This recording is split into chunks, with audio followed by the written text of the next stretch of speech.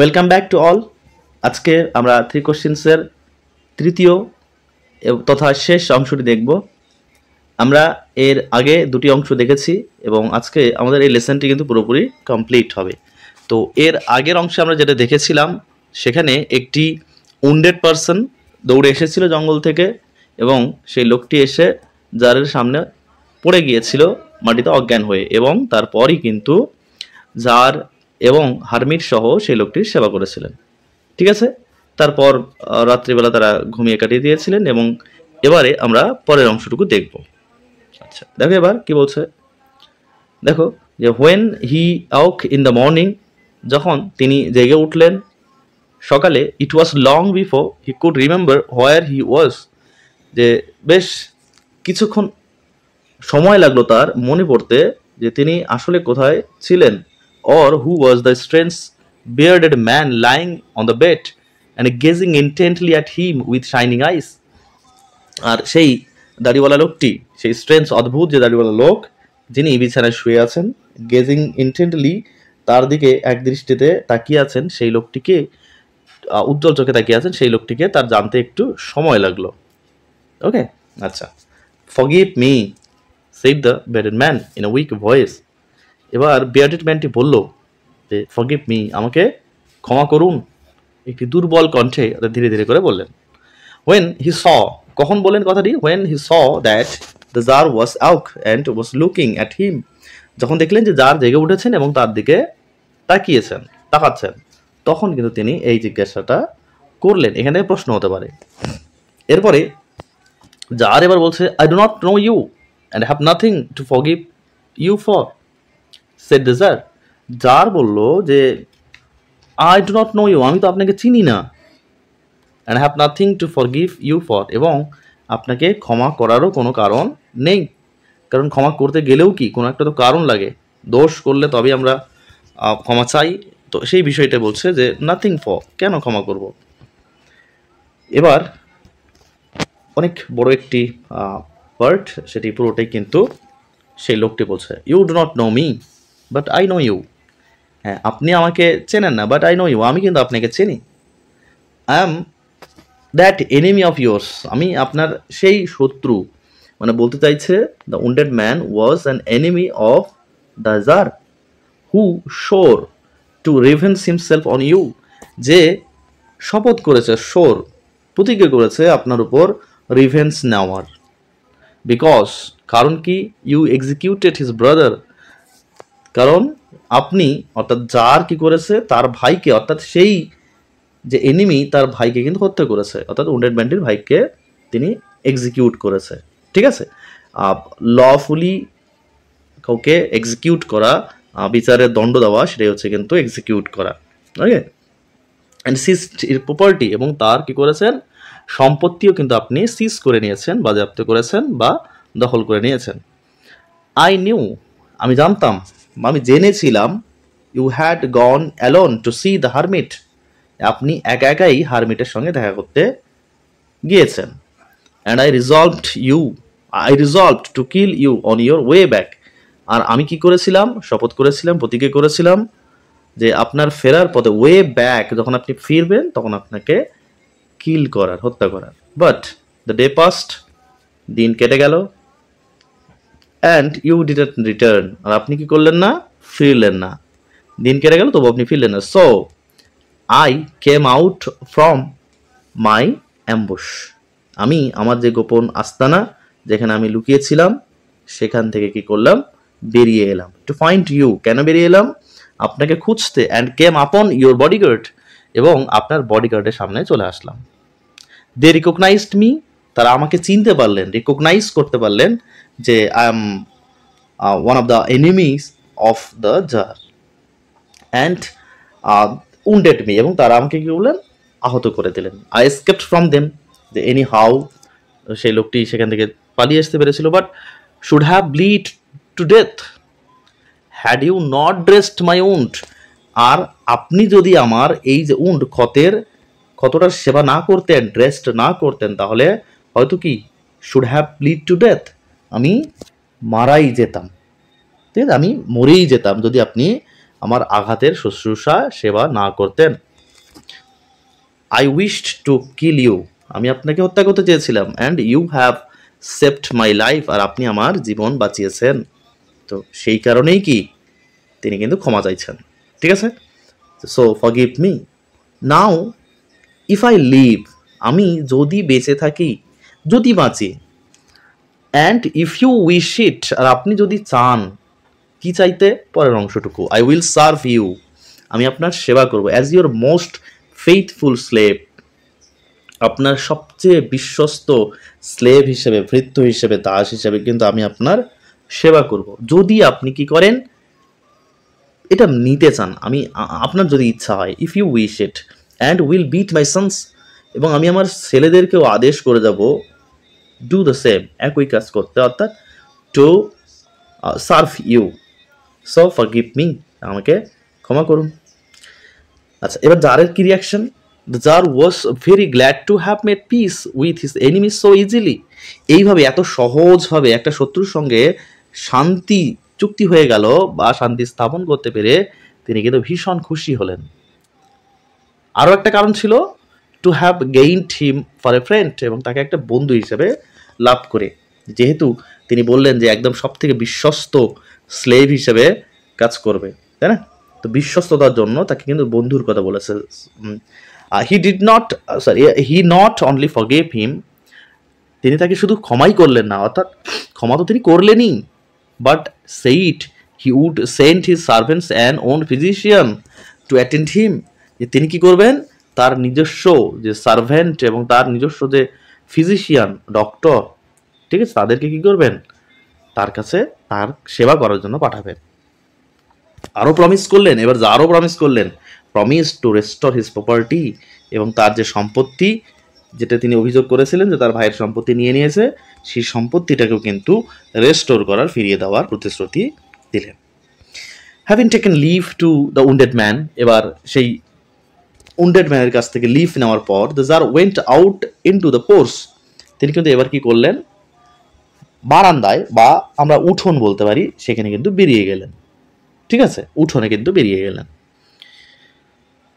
কেন বেরিয়ে এলেন আমরা বুঝতেই পারছি, looked around for the hermit, হারমিটের খোঁজে, তিনি হারমিটকে খোঁজার জন্য বেরিয়ে এলেন, চারপাশে খোঁজার জন্য, যে হোয়ার ইজ দ্য হারমিট, কোথায় গেলেন তিনি। বিফোর গোয়িং অ্যাওয়ে, চলে যাওয়ার আগে, ইউ উইশড, তার ইচ্ছে হলো, once more to beg an answer to the questions he had put, তার মনে হলো যে চলে যাওয়ার আগে সন্ন্যাসীর কাছে আর একবার তিনি উত্তর প্রার্থনা করবেন, এটা তার মনে হলো। The hermit was outside, hermit বাইরেই ছিলেন, অন হিজ নিজ, তার হাঁটুর উপরে বসে, শোয়িং সিডস, তিনি কি করছিলেন, বীজ বপন করছিলেন, বীজ ছড়াচ্ছিলেন, শোয়িং, কোথায়, that in the beds that had been ডাক দ্য ডে বিফোর, সেই বীজতলাগুলিতে যেগুলি আগের দিন, দ্য ডে বিফোরে তিনি তারা খনন করেছিলেন, ঠিক আছে, সেখানে কিন্তু বীজ বপন করছিলেন।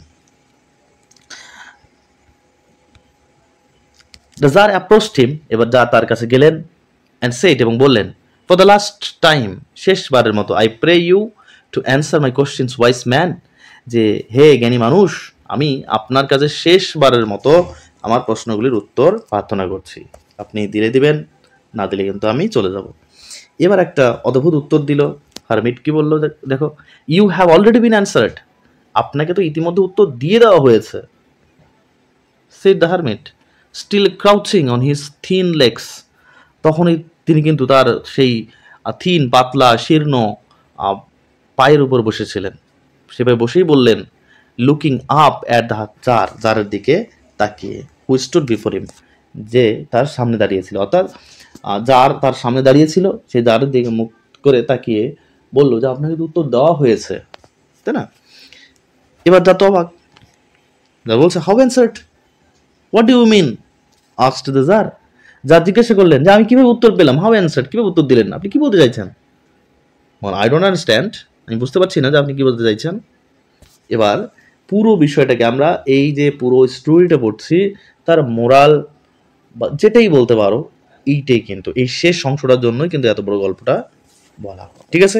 এটা শুধুমাত্র জারের জন্য শিক্ষা না, এটা actually for all human beings, আমাদের জন্য কিন্তু শিক্ষা, ঠিক আছে। কারণ এই যে তিনটি প্রশ্ন জার যেটি রেখেছিলেন, সেটি কিন্তু জারের না, আমাদের হাজারো লাখো মানুষের প্রশ্ন।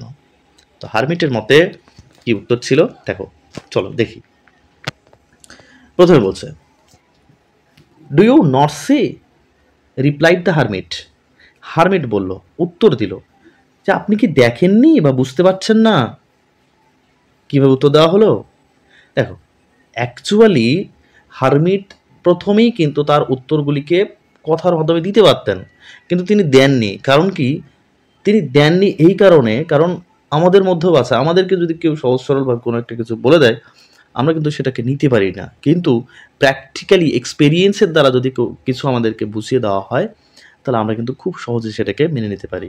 তো এখানে হারমিট চাননি শুধুমাত্র কথার দ্বারা উত্তর দিতে, তিনি এক্সপেরিয়েন্সের মাধ্যমে কিন্তু জারকে উত্তর দিতে চেয়েছিলেন, এবং সেই এক্সপেরিয়েন্স করার পরেও কিন্তু জার সেটাকে রিয়েলাইজ করতে পারেনি। তো সেইটাকেই কিন্তু এবার হারমিট ব্যাখ্যা করছে। তো কীভাবে ব্যাখ্যা করছে দেখো, if you had not pitied my weaknesses yesterday, যে আমার যে দুর্বলতা, এই দুর্বলতার প্রতি আপনি যদি গতকাল আমার যে অসহায়তা, আমার যে উইকনেস, এটাতে যদি আপনি করুণা না দেখাতেন, আপনার যদি করুণা না হতো, and had not dug this beds for me, আর এই যে বেডগুলি, বীজতলাগুলি আপনি যদি না খুঁড়তেন আর কি করতেন, but had gone your way, আপনি যদি আপনার রাস্তায় চলে যেতেন, আপনার পথে চলে যেতেন, অর্থাৎ আপনি যদি রিটার্ন যেতেন, দ্যাট ম্যান, ওই যে লোকটি এখন বিছানায় শুয়ে, সেই লোকটি কি করতো, উড হ্যাভ অ্যাটাকড ইউ, হয়তো আপনাকে কিন্তু আক্রমণ করতো, and you would have repented, তখন কিন্তু আপনি অনুতাপ করতেন। ঠিক আছে, কিসের জন্য? Of not having stayed with me, আমার সঙ্গে না থাকার জন্য।